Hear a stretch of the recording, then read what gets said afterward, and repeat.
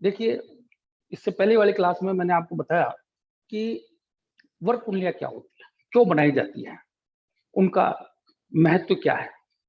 जैसे मैंने आपको बहुत स्पष्ट किया कि पृथ्वी की 2 गतियाँ हैं, हर ग्रह की 2 गतियाँ हैं। एक वह परिक्रमण करता है, एक वह परिभ्रमण करता है और पृथ्वी की 2 गतियाँ ही हैं। और ज्योतिष में जैसा हम जानते हैं कि सूर्य को पृथ्वी और पृथ्वी को सूर्य मानकर सारी गणनाएँ की जाती है ताकि वह आसानी से गणनाएँ की जा सके। तो परिक्रमण और परिभ्रमण के संयोग से जिस बिंदु पर सूर्य और पृथ्वी का योग होता है, वह मेरा लग्न है, वह मेरी पैदाइश है, वह मेरी उत्पत्ति है। पूर्व टाइम में 16 संस्कार कहे गए और उन 16 संस्कारों में गर्भाधान संस्कार एक विशेष संस्कार कहा गया। वह मुहूर्त यानी कि नक्षत्र के 5 अंगों का तिथिवारम च नक्षत्रम योग करणमेव च एतानि पंचांगी पंचांगतनि गतते। तो पंचांग के 5 भाग, उनका विश्लेषण करके मुहूर्त निकाला जाता था व्यक्ति विशेष की जन्म पत्री के आधार पर और गर्भाधान का मुहूर्त स्थापित किया जाता था। तो उन स्त्री पुरुष को पता होता था कि एक्चुअल में आधान लगन क्या है और आधान लगन का ड्यूरेशन क्या है। हमारे शास्त्रों में कहा गया है कि एक मुहूर्त जो है 2 घड़ी का होता है, यानी कि 1 घड़ी 24 मिनट की यानी 48 मिनट का एक मुहूर्त होता है। अगर मैं नाड़ी शास्त्र में भी बात करता हूं, नाड़ी शास्त्र में भी जाता हूं, तो 150 लगन बनते हैं एक दिन में 24 घंटे में। तो उस आधार पर भी अगर हम जाएं तो एक ड्यूरेशन आता है ना। हमारे ज्योतिष शास्त्र में हमने लगन 2 घंटे का है। लगन को मैं और जो कि सूर्य के पूरे भचक्र के परिक्रमण के आधार पर है। भचक्र में जो उसकी चलन है, सालाना गति, उसके आधार पर है और दैनिक गति से उसका संयोग करके लगन स्थापित किया जाता है। अगर मैं उस लगन 30 डिग्री को और प्रिसाइज विश्लेषण करना चाहता हूं तो वर्ग कुंडलियों का विश्लेषण किया जाता है। तो उसमें नवमांश आ गया, यानी कि 3-20 का ही हो गया, यानी कि 2 घंटे में 9 का भाग दोगे तो वो नवमांश हो गया आपका। 120 मिनट में 9 का भाग दोगे तो करीब 12-13 मिनट करीब आपके नवमांश की अवधि आ गई। तो उस आधान लगन के आधार पर कुंडली का विश्लेषण सटीक होता था। पहले तो वह मुहूर्त स्थापित हो गया, तो उस मुहूर्त में जो गर्भाधान हुआ वह उत्तम होगा। और उसके बाद आपने जन्मकालीन भी स्थितियां, जब वो पैदा हुआ उसका उस समय का भी समय लिख लिया और वह भी कुंडली बना ली, वह भी कुंडली बना ली और विभिन्न प्रकार से तय करके आप जब विश्लेषण करेंगे तो आपको सटीक विश्लेषण मिलेंगे। कालांतर में गर्भाधान का जो मुहूर्त प्रकरण है वह धीरे धीरे कम हो गया, नहीं के बराबर हो गया। तो अब जन्म आधार पर कुंडली का विश्लेषण किया जाता है। तो लगन मेरा 2 घंटे का हो गया। अब मैं जो लगन का फैलाव है 30 डिग्री का, उसका बारीक विश्लेषण करना चाहता हूं विभिन्न प्रकार से। तो लगन के फैलाव में जो सब चीजें देखी जाती है वो 30 डिग्री में भी, जो दैनिक गति में भी तो प्रभावित होंगी। 24 घंटे की जो गति है, जो पृथ्वी एक अपने एक्स पे घूमती है, उससे भी तो प्रभावित होंगी।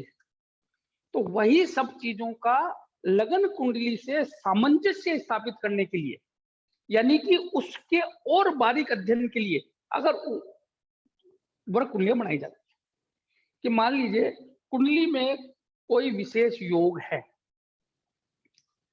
अब उस विशेष योग को और फलीभूत करने के लिए, यानी सादृश्य सिद्धांत की अगर मैं बात करूं, तो अगर वर्ग कुंडली भी उसको वैसा ही सपोर्ट करती है तो वह कार्य अवश्य होगा।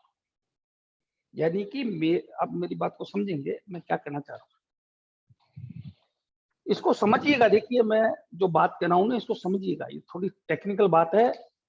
मेरी मैंने आपको शुरू में पढ़ाया था कि मेरी जो कुंडली है वो 360 डिग्री का भचक्र है, और इस 360 डिग्री को मैंने 12 भागों में बांटकर 12 भाव बना दिए। और जैसा आप सब जानते हैं कि भाव स्थिर हैं, भाव के कारकत्व स्थिर है, राशियां परिवर्तित होती है और ग्रह परिवर्तित होते हैं, है ना। तो ये मैंने 12 भाग कर दिए, इसके 12 भाव बना दिए। तो ये मेरा 360 डिग्री का है। अब मेरा एक भाग जो मेरा पैदा हुआ वो 30 डिग्री का मेरा लगन है, समझ रहे हो आप। तो इस 360 डिग्री से जो चीजें हैं कुंडली में, तो प्राथमिकता तो उन्हीं की है, चाहे वो शिक्षा का योग हो, विवाह का योग हो, व्यापार का योग हो, माता पिता से संबंधित कोई हो, सुख हो, धन हो, है ना, उन्नति हो, खेती हो, पशुधन हो, मकान हो, वॉटएवर, है ना,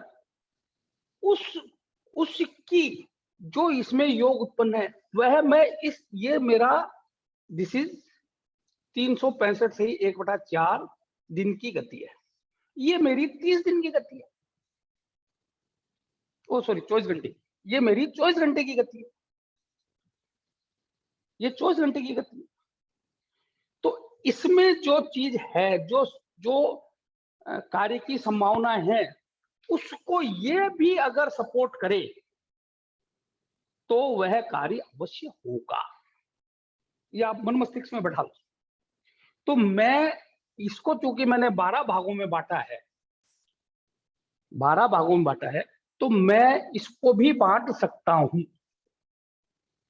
कि मान लीजिए मेरे को अब लगन का विश्लेषण तो पूरी कुंडली हो गई, अब मेरे को धन का विश्लेषण करना है तो दूसरा भाव हुआ मेरा, तो मैं इसके 2 टुकड़े कर दूं। मेरे को तीसरे भाव का विश्लेषण करना है तो मैं 3 टुकड़े कर दूं, 3 बना दिए ना मैंने, तो ये तीसरे भाव का। चौथे भाव का तो मैं 4 टुकड़े कर दूं। आप समझ रहे हो ना, 6, 8, 12 का वर्ग कुंडली नहीं है, 12वें भाव की जरूर बनाई जाती है, 6ठे 8वें की नहीं है, 12वें की द्वादशांश जरूर बनाते हैं, वो मैं बताऊंगा अभी आपको क्यों, ठीक है ना।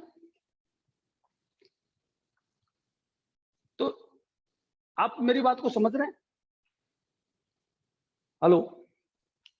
तो पाराशर जी ने क्या पाया कि इसके हम 16 भाग करते हैं तो सर्वोत्तम है। आजकल 100 भाग भी किए जाते हैं, पर पाराशर जी ने, भगवान पाराशर जी ने ज्योतिष शास्त्र में, भरत पाराशर होरा शास्त्र में इसके 16 ही भाग किए हैं, और उसके बाद जितने भी ज्योतिष के ऋषि हुए हैं उन सब ने भी 16 ही भाग किए, किसी ने घटाया नहीं, किसी ने बढ़ाया नहीं, अपने साथ इस हिसाब से उन्होंने उनका विश्लेषण किया।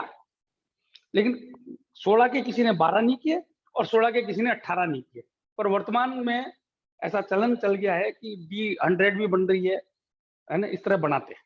नाड़ी शास्त्र में 150 लगन होती है ना, वो एक अपन जब नाड़ी की बात करेंगे तब जाएंगे उसमें। तो आप में से मैं जो कहना चाह रहा हूँ वो समझ में आई क्या बात? आप मेरे से बात कर सकते हैं, कोई भी आप में से।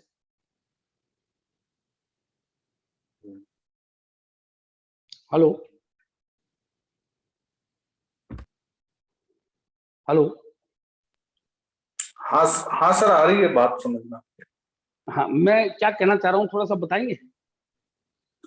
सर आप जैसे लगन कुंडली बना रहे हैं ना, लगन कुंडली को जैसे दूसरे भाव में धन का देखना है तो इसको होरा से 15-15 डिग्री के 2 भाग कर दिए, तीसरे देशकांड के 10-10 डिग्री कर दिए, चौथे से आपने इसको भाग कर दिए, 4 भाग कर दिए, उस तरीके से। मैं दरअसल में ये कहना चाह रहा हूँ कि मैंने ये देखा कि व्यक्ति के प्रबल धन योग है कुंडली में।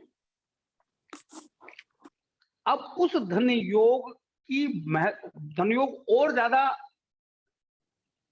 बनता है, मतलब उसकी श्योरिटी के लिए मेरे को होरा यानी कि द्वितीय भाव का जो वर्ग कुंडली बनी उसका विवेचन करना चाहिए।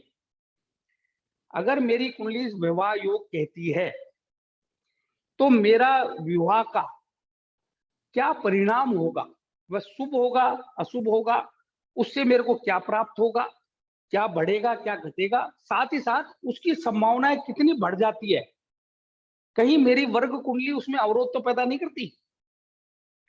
इसको मान लीजिए मेरा लगन जो है द्वितीय भाव धन योग बनाता है, लेकिन मेरी होरा उसमें अवरोध पैदा करती है। होरा कहती है नहीं निर्धन बनना है तेरे, तो विरोध हो गया ना, तो मेरा धन योग घट गया। मान लीजिए मेरे को 100 मिलने थे, तो अब वो कम हो जाएंगे जितनी वो अवरोध पैदा करेगी। और अगर वह भी उसमें सहयोग कर रही है, तो मेरा जो 100 का योग था वो और बढ़ जाएगा, और ज्यादा मेरे को आसानी हो जाएगी, आसानी से पैसा आएगा। समझ रहे हो आप मेरी बात? ये ऐसे हर वर्ग कुंडली किस पे आश्रित है? कुंडली पे। तो कुंडली का जो योग है वह होने की संभावना को बढ़ाना या घटाना वर्ग कुंडली से आधार पर आप निश्चित करें। लेकिन वर्ग कुंडलियां हमेशा कुंडली पर ही आश्रित होती है। अगर मेरे वर्ग कुंडली में विवाह योग नहीं है तो वर्ग कुंडली विवाह नहीं करा सकती। तो प्राथमिकता किसकी है? कुंडली की। और कुंडली से वर्ग कुंडली उसमें उसको बढ़ाएगी, या यानी उस घटना को होने में वर्ग कुंडली का योग है कि वो या तो अवरोध पैदा करेगी, अवरोध पैदा करेगी तो किस इंटेंसिटी का होगा, और सहयोग करेगी तो किस, और जितना सुबत्तो बढ़ता जाएगा, जितना वो फलीभूत उतना ज्यादा योग बढ़ता चला जाएगा। ये मैं कहना चाह रहा हूं, है ना? मैं ये कहना चाह रहा हूं। मैं कितने भाग करेंगे वो तो एक बनाने की विधि है, बनाने की विधि है कि भाई मैं कौन सी वर्ग कुंडली देखना चाहिए, तो वो तो मैं अब आगे आऊंगा, ठीक है ना? तो आप शायद मेरी बात को समझ गए होंगे, और आप जब बार बार इस पे मनन करेंगे तो आपको और ज्यादा समझ में आएगी, राइट? इसलिए वर्ग कुंडली का महत्व बहुत ज्यादा बढ़ जाता है। किस प्रकार कि रुद्र भट्ट जी ने लिखा है कि अगर मेरी कुंडली मेरा शरीर है तो नवमांश मेरा दिल है, नवमांश मेरा दिल है, तो मेरी को पूर्णता नवमांश से प्राप्त होगी। वो आगे लिखते हैं कि शरीर के उत्तम रहने पर भी अगर दिल ने जवाब दे दिया तो शरीर खत्म हो जाएगा।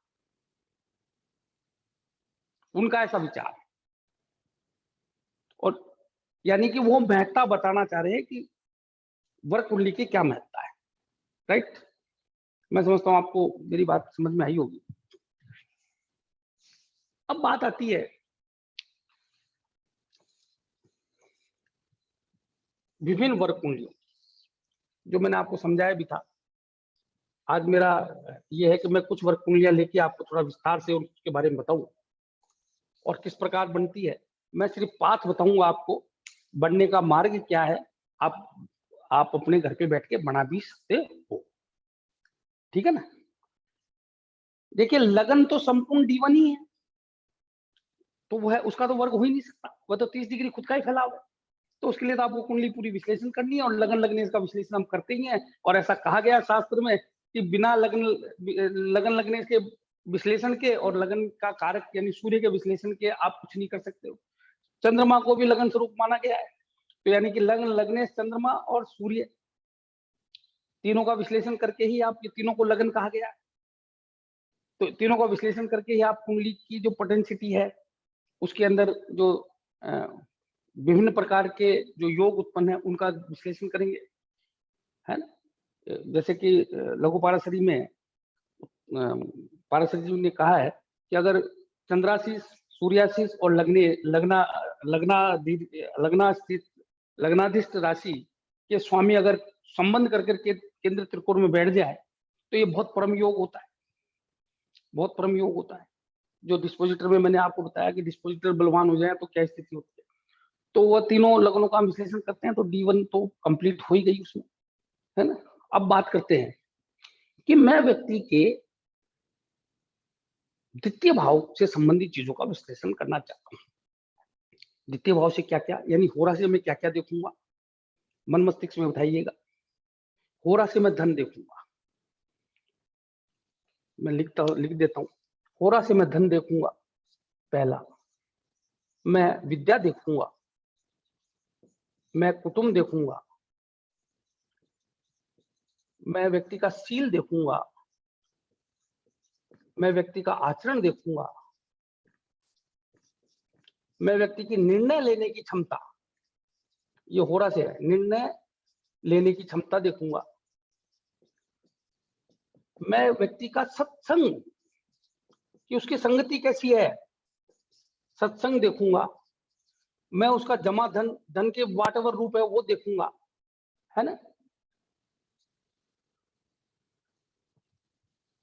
इसके अलावा जो भी चीजें मैं द्वितीय भाव से देखता हूं, उन सबका भी मैं विश्लेषण करूंगा। किससे? द्वितीय भाव से। अगर मैं जो भी बातें, उसके साथ साथ इन चीजों का भी आप इनसे वर्णन करेंगे। वह होरा। अब होरा क्या? अब होरा का मतलब है, होरा दो होती है, यानी कि कुंडली के दो टुकड़े, कुंडली के नहीं, लगन के दो टुकड़े। चितिकरी की बात कर रहा हूं मैं। और ये जब लगन के हैं तो ये सारे भावों के ही मानना आप, सेम सेम कंसेप्ट चलता है। अब यानी कि एक कितना होगा 15 डिग्री का, एक कितना होगा 15 डिग्री का। तो मेरे को मेरे सारे ग्रह हैं, उनको इन दोनों में बैठाने हैं, इन दोनों में बैठाना है। तो एक होरा को तो क्या कहा गया, ये एक नंबर और ये दो नंबर। अब ये एक ओड नंबर है या सम नंबर है? एक क्रूर नंबर है, एक क्रूर नंबर है ना। एक नंबर क्रूर है कि नहीं है भाई? सूर्य क्रूर राजा है। दूसरी बात अगर मैं करूं तो एक नंबर को अगर वैसे गिनो तो सूर्य उच्चस्थ होता है, दो नंबर को चंद्रमा उच्चस्थ होता है। पर यहाँ पे जो सूर्य को इसलिए मिला कि क्रूर का राजा सूर्य है, तो क्रूर नंबर सूर्य को, और सम नंबर सौम्यता, सुशीलता, सहजता, है ना, कोमलता, ये सब चीजें समराशि से, तो ये चंद्रमा का। और जितने भी पराक्रम है, साहस है, वीरता है, तेजी है, उद्वेग, वो उत्साह है, उमंग है, कुछ कर गुजरने का जुनून है ना, स्वाभिमान है, आत्मबल है, तो ये आत्मबल है, तो ये मनोबल है। ये आत्मबल है तो ये मनोबल है, ठीक है ना। चंद्रमा मनोबल और सूर्य आत्मबल, ठीक है ना। अब बहुत बारीक से समझिएगा। देखिए, ये मैं लेवल 2 पे जितना चाहिए उतना बता रहा हूँ, इससे और इंटेंसिफाई करूंगा, पर यह भी बहुत जरूरी है। इसको आप मिस कर गए तो कहीं नहीं मिलेगा, फिर आप बहुत मेहनत करनी पड़ेगी। तो सूर्य की और चंद्रमा की होरा। अब सूर्य की होरा को तो क्या कहा गया? देवता, क्योंकि सूर्य देवता, और चंद्रमा पे हमारे पितरों का निवास कहा गया है। पितर हमारे चंद्रमा पे कहे गए। जब चंद्रमा के पिछले हिस्से पे सूर्य जाते हैं तो पितर जमीन पे आते हैं, यानी अमावस्या पे पितर सारे जमीन पे आते हैं। सूर्य चंद्रमा के पीछे जाते हैं, अमावस्या होती है तो सूर्य देव हमको नहीं दिखते। चंद्रमा काला, वो सॉरी, चंद्रमा का वाइटर भाग हमको नहीं दिखता, तो वो वाइटर भाग पीछे है। तो वहां सूर्य की गर्मी इतनी हो जाती है कि पितर उस समय कहाँ थे? आराम करने, देखने, हमसे मिलने पृथ्वी पर। अमावस्या को हमारे सारे पितर पृथ्वी पर रहते हैं, इसलिए हमको सारे कार्य छोड़कर हमारे पितरों की सेवा करनी चाहिए, उनके आराधना करनी चाहिए, उनसे संबंधित कार्य करनी चाहिए। तो पितर, तो इसको क्या कहा गया? पितर। इसके स्वामी किसको कहा गया? पितर को। इनके स्वामी देवता और चंद्रहोरा के पितर। अब इसमें सीधा सा सिद्धांत क्या? अगर कोई ग्रह विषम राशि में है और 15 डिग्री से कम है, तो सबसे पहले आपको लगन लेनी पड़ेगी। अगर लगन विषम राशि में है और 15 डिग्री से कम है तो वो सूर्य की होरा में जाएगी, 15 डिग्री से ज्यादा है तो वो चंद्रमा की होरा में जाएगी।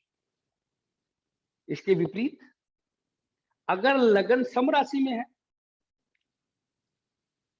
और 15 डिग्री तक है तो वो चंद्रमा की होरा में जाएगी, और 15 से ज्यादा है तो सूर्य की होरा में जाएगी। ये आप बैठ के घर पे बनाइएगा, मैंने आपको मार्ग बताया,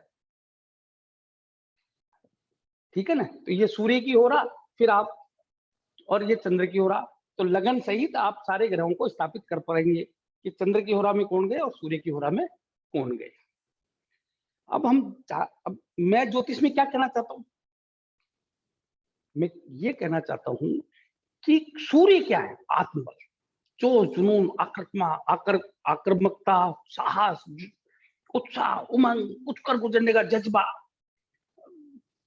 मतलब अपने आप व्यक्तित्व को फैलाना, पर्सनैलिटी को डेवलप करना, हर चीज को अपने ताकत से, अपने शारीरिक बल, क्षमता, ऊष्मा, ऊर्जा से ग्रहण करना, मतलब खुद पैदा करना, खुद अचीव करना, खुद का राज खुद बनाना, वो कौन है, सूर्य। यानी कि वो चीजें, वो ग्रह जो सूर्य की होरा में चले गए, वो बिना पराक्रम के आपको कुछ नहीं देंगे।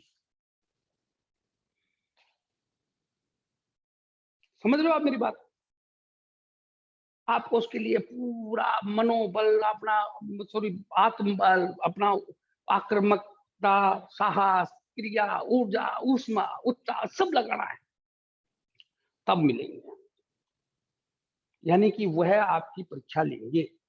आप सोचोगे बैठे बैठे मिल जाएगा, नहीं मिलेगा, आपको करना पड़ेगा। चाहे ग्रह कितना भी बलवान है, कितना भी योगकारी है, वो देगा आपके प्रताप से, आपसे पराक्रम करा के।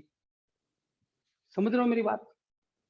और जो ग्रह आपके सूर्य की होरा में है, उनसे संबंधित चीजों के प्रति आपका स्वाभिमान भी बहुत बड़ा होगा। मान लीजिए शुक्र चले गए सूर्य की होरा में, है ना, तो शुक्र से संबंधित जो भी चीजें बनती है उसमें आपका स्वाभिमान बहुत ऊपर रहेगा।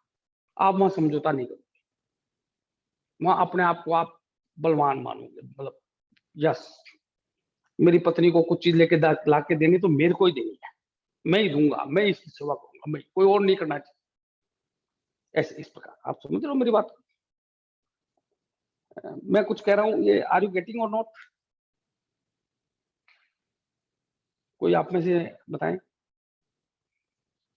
सर बहुत अच्छे से आ रही है। आ रही है ना? कपिल जी, सर हेलो, प्रणाम। हाँ कुछ हो, समझ में आ रही है? हाँ सर बिल्कुल, होरा का मतलब समझ में नहीं आता था पहले, बस बनाना आता था, लेकिन मतलब हाँ कोई समझाया नहीं कभी किसी ने हाँ कि हाँ देखते कैसे। हाँ। सोनिया जी आपको यस सर। देखो, जो जो हाँ आ रही है समझ में? Yes sir. एंजॉयबल होना चाहिए, आनंद आना चाहिए। मैं क्यों सीख रहा हूँ, उससे मेरे को ज्योतिष में कैसे लाभ होगा वो मेरे को पता होना चाहिए। जब तक मेरे को पता नहीं, मैं उसको बोझ की तरह सीखूंगा। अरे यार ठीक है, एक होती है हो रहा है भी कोई चीज, और है ना। अब बात आती है चंद्रमा की होरा की। अब ग्रह चंद्रमा की होरा में जाएंगे। अब चंद्रमा क्या है, सहज है, सौम्य है, कोमल है, आसानी से देते हैं, आसानी से काम होते हैं, आदमी को बिल्कुल आराम की स्थिति में सब चीजें मिलती जाती है। इसलिए तो रात चंद्रमंगल शनि राहु रात के राजा कहेंगे। चंद्रमंगल शनि राहु जो है ना रात को बलवान होते हैं, और सूर्य बृहस्पति और शुक्र दिन के राजा कहेंगे। जबकि रात के जो गुरु हैं वो शुक्र है, और दिन के गुरु है जो गुरु है। यहाँ थोड़ा सा डिफ्रेंशिएट है, लेकिन शुक्र दिन में बलवान होते हैं, है ना। जब हम षडबल पढ़ेंगे तो उसमें बताऊंगा। तो चंद्रमा की होरा में जो ग्रह चला गया, वह सहजता से, सौम्यता से, सुशीलता से, बिना ज्यादा प्रयास किए, मन की चाहतों के अनुसार अगर वह योगकारी है तो देता चला जाएगा। आप प्रयास करो ना करो, पर वो होना चाहिए, वह कुंडली में आपका सिद्धिदायक होना चाहिए। अगर वह सिद्धिदायक है, योगकारी है, शुभ है, शुभ करता है, जैसे मैंने आपको बताया, तो वह देता ही चला जाएगा सौम्यता के साथ। ये भी लो, ये भी लो, ये भी लो। तो कोई बलवान ग्रह अगर वह चंद्रमा की होरा में चला जाता है और वह अगर शुभ ग्रह है, तो आदमी बहुत सुख पाता है। और क्रूर ग्रह अगर सूर्य की होरा में चले जाते हैं बलवान होकर, तो वह बहुत पराक्रमी होता है। लाइक हमारे प्रधानमंत्री, पराक्रम करना है, सोना नहीं, मेरे को आराम नहीं करना, बस I am the front runner, मैं सम्राट हूं, मैं योद्धा हूं, मैं सब कुछ जीत जाऊंगा। लेकिन कब? जब मैं पराक्रम करूंगा। आप उनकी होरा बनाएंगे तो आप ये पाएंगे। आप अपनी भी होरा बना के देखिएगा, ठीक है? तो जिस व्यक्ति के चंद्रमा की होरा है तो किस प्रकार कार्य संपादित होंगे, और सूर्य की होरा है तो कैसे संपादित होंगे। समझ लो आप। अब किसी का मान लीजिए धनेश शुक्र है और चंद्रमा की होरा में, धनेश शुक्र है, चंद्रमा की होरा में काल पुरुष की कुंडली का द्वितीय भाव के स्वामी हो गए, चंद्रमा के उच्च स्थान के स्वामी हो गए, तो आप मान के चलिए उसको तो जिंदगी भर धन मिलना ही है। समझ लो आप। वही शुक्र अगर सूर्य की होरा में जाएंगे तो बहुत पराक्रम करना पड़ेगा, मेहनत करनी पड़ेगी। सर उस ग्रह की दशा आएगी तब भी ज्यादा प्रभावी होगा या जीवन भर इसका प्रभाव रहेगा? दशा में तो और ज्यादा वो हो जाएगा। दशा में तो वो लॉर्ड ही हो गया। बात सही है आपकी, दशा में तो वो लॉर्ड ही हो गया। पर दशा के अलावा भी तो ग्रह अपना प्रभाव दिखाते रहते हैं। देखिए मैं आपको, हाँ ये बड़ा अच्छा क्वेश्चन है। हमारा एक सीक्वेंस होता है, दशा, अंतरदशा, प्रत्यंतर दशा, सूक्ष्म दशा और प्राण दशा, ये होता ना। आप सारे ग्रहों का टाइम जोड़ लो, सेम आएगा। इसमें क्या होगा कि एक ग्रह परमानेंट बैठा है, परमानेंट बैठा है, लेकिन ये भी तो बीच बीच में आएंगे, ये भी तो बीच बीच में आएंगे, और ये भी बीच बीच में आएंगे, ये भी आएंगे, और पीरियोडिकली आएंगे। अगर थोड़ा थोड़ा करके जोड़ोगे टाइम तो वहीं पहुंच जाएगी गाड़ी। समझ रहे हो मेरी बात? तो दशा अंतरदशा में मेजरली वही लोड हो जाता है, लेकिन जब सूक्ष्म दशा, जो आगे की दशाएं है, उसमें भी तो उसको लोडशिप मिलती है, in compatible to, in coordination to the Dashanath. वहां वह अपना फल दिखा पाएगा या नहीं दिखा पाएगा, ये क्वेश्चनेबल होता है कि वह दिखा पाएगा नहीं दिखा पाएगा, वो दशा अंतरदशा प्रभावित करती है। तो मेरा कहने का आशय है कि दशा तो अपना फल दिखाएगी, पर अंतरदशाओं में भी, प्रत्यंत्र में भी, सूक्ष्म में भी उनकी पुनरावृत्ति होती है, और कभी कभी वह कोऑर्डिनेशन में बढ़िया होते हैं तो अपना फल खड़ा और देते ही है बीच बीच में। कभी कभी हमको अचानक धन लाभ होता है, कभी कभी अचानक धनहानि होती है। ठीक है ना कपिल जी, समझ पाए? हेलो।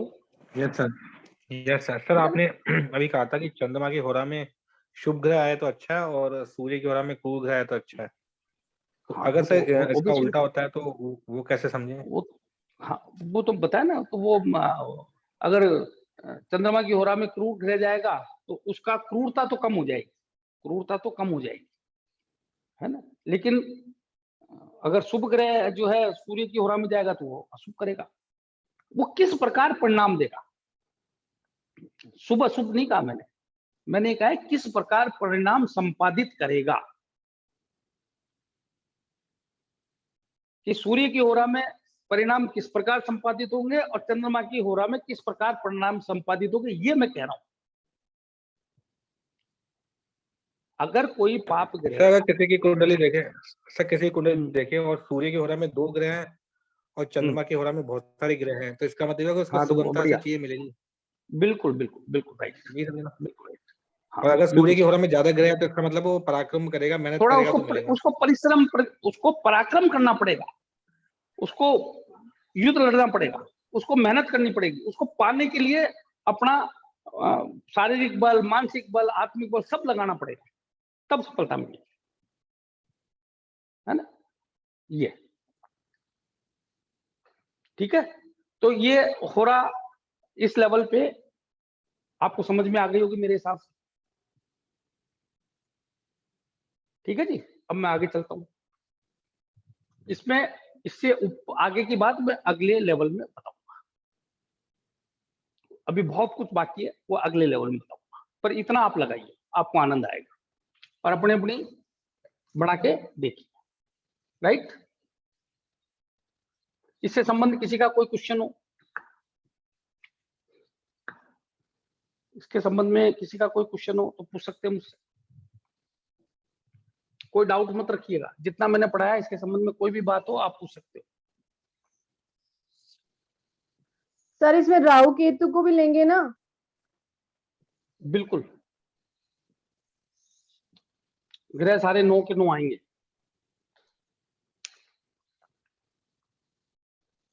बिल्कुल। अब बात आती है थर्ड हाउस, यानी कि कुंडली के 3 हिस्से, इसको कहते हैं द्रेस कांड। क्या कहते हैं? द्रेस कांड। यानी कि एक 30 डिग्री का मेरा लग्न है, इसके 3 टुकड़े करने हैं मेरे को, तो एक खंड कितना होगा? 10 डिग्री का। एक खंड कितना होगा? 10 डिग्री का। पहला, दूसरा और तीसरा, 3 खंड कर दिए मैंने। द्रेस कांड से क्या क्या देखेंगे हम? पहले बात उसकी कर लेते हैं। पराक्रम,